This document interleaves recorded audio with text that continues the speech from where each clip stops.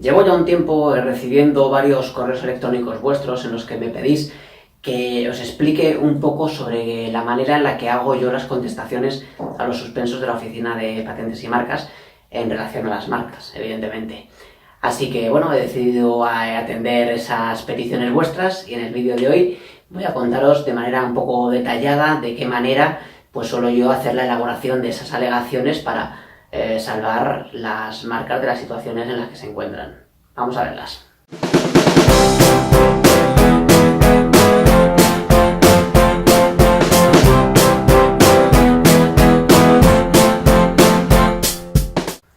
Hace algunas semanas, un par de meses a lo mejor, publiqué un vídeo en el que contaba cómo se debe hacer la contestación a la oposición de una marca. En este vídeo lo que hacía yo era contaros un poquito la manera en la que se suele hacer habitualmente, pero quizá no entraba mucho en el fondo de lo que son las alegaciones, ¿no? Porque la contestación tiene varias partes, es un proceso relativamente sencillo, pero una de esas partes es la redacción de unas alegaciones. Y eso es algo que a lo mejor no terminé de explicar detalladamente y por eso esto es lo que vengo a hacer ahora, ¿no? A explicaros esto.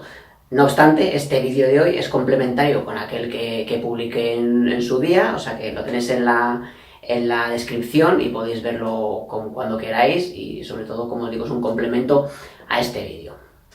Antes de empezar, el primer consejo que os quería dar quizá, no sea muy allá, pero que es importante que lo tengáis muy en cuenta, y es que ciertamente para hacer este tipo de gestiones, una contestación a un suspenso o también la oposición a una marca, la Oficina de Patentes y Marcas no exige que se comparezca con un profesional o alguien especializado en la materia para hacer estas alegaciones. Sin embargo, yo la verdad es que os aconsejo encarecidamente que contratéis a alguien que sepa sobre la materia para que os haga esta gestión, porque lo primero no es especialmente caro.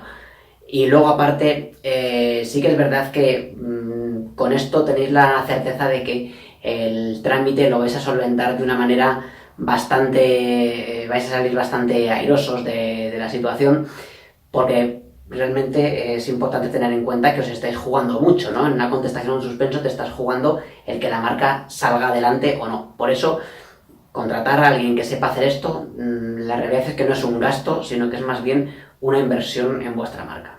Dicho esto, vamos ya con el tema de la contestación. Yo lo primero que suelo hacer cuando me llega un asunto de este tipo es hacer una comparativa entre las dos marcas para ver cuán parecidas son la una a la otra, porque ciertamente este tipo de asuntos de lo que se trata es de ver la similitud entre las marcas en liza para ver que sean o no similares, ¿no? Porque en definitiva cuando hay un suspenso generalmente es porque una marca anterior quiere eliminar del mapa a la posterior porque considera que choca con la suya, ¿no? Entonces tú lo que tienes que hacer es defender que tu marca no se parece a la anterior y por tanto sí que debe ser registrada, ¿no? Entonces es muy importante hacer esa comparativa, que esa comparación pues, puede ser entre los logotipos, las palabras que componen el conjunto de la marca. En definitiva es eso, ¿no? Es comparar las dos marcas y ver qué hay de similares entre ellas y qué no lo hay. Y sobre todo potenciar las disimilitudes que existen entre ambas. Este apartado que os comentaba, el de la comparación de las marcas, como verás, no es especialmente complicado, eso simplemente hacer la comparación entre las marcas y más o menos se puede salir un poco airoso del tema, ¿no? Sin embargo, esto se complica.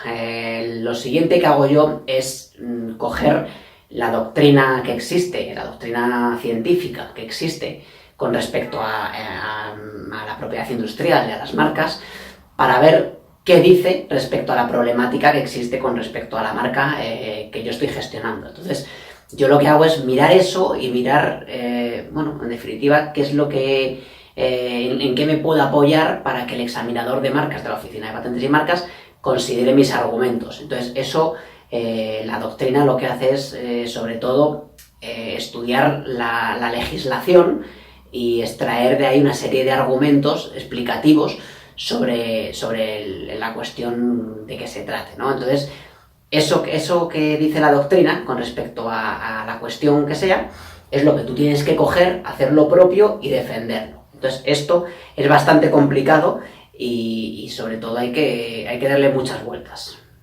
Como os decía, yo suelo utilizar, digamos, 3 bloques de argumentos en las contestaciones al suspenso, que son, como os comentaba antes, la comparación de las marcas, el estudio de la doctrina científica en relación a las marcas y finalmente el que os voy a comentar ahora, que es la inclusión de jurisprudencia. La jurisprudencia es la doctrina que se extrae del conjunto de las sentencias que dictan los tribunales. Esto quiere decir que para contestar al suspenso es muy bueno y es muy conveniente buscar sentencias que dicten los tribunales, que preferiblemente, o al menos lo que suelo hacer yo, es buscar sentencias del Tribunal Supremo, del Tribunal Europeo y de los Tribunales Superiores de Justicia. Buscar situaciones que se ajusten lo más posible al caso que yo estoy llevando y que por supuesto que sean favorables e incluirlas.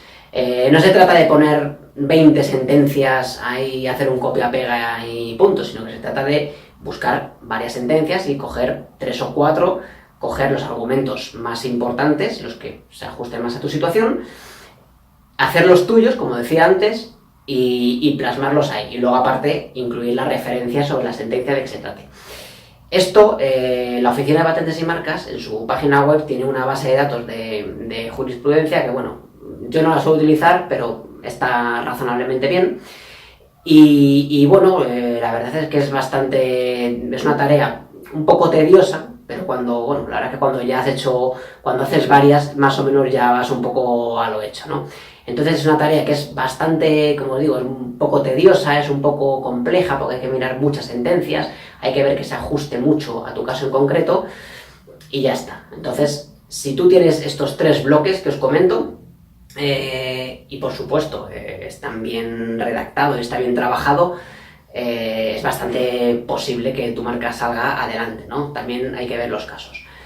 Pero es realmente importante todo esto, argumentarlo muy bien, porque si esto no te cuadra bien, se te puede caer todas las alegaciones y quedarte sin nada. Y hasta aquí este vídeo. Espero que os haya servido, que os haya resultado de utilidad. Es muy importante que tengáis en cuenta lo que os comentaba al principio, ¿no? Que aunque con esto que os acabo de decir, más o menos yo creo que tenéis un poco para ir tirando, sobre todo para argumentar bien las contestaciones, no desoigáis lo que os he comentado y si es posible, contratad a alguien para que os lo haga, porque primero os quitaréis el asunto de encima y segundo, tendréis la garantía de que os lo van a hacer bien. Entonces, es muy importante, no os lo digo por otra cosa. Y nada más, espero que las preguntas que me habéis planteado por mail hayan quedado más o menos resueltas. Si no es el caso, preguntadme todo lo que queráis, por favor, que yo os contestaré enseguida. Y nada, por supuesto, sí que os pido un buen pulgar para arriba en YouTube, que os suscribáis al canal y por supuesto espero veros aquí dentro de 7 días en este canal. Hasta pronto.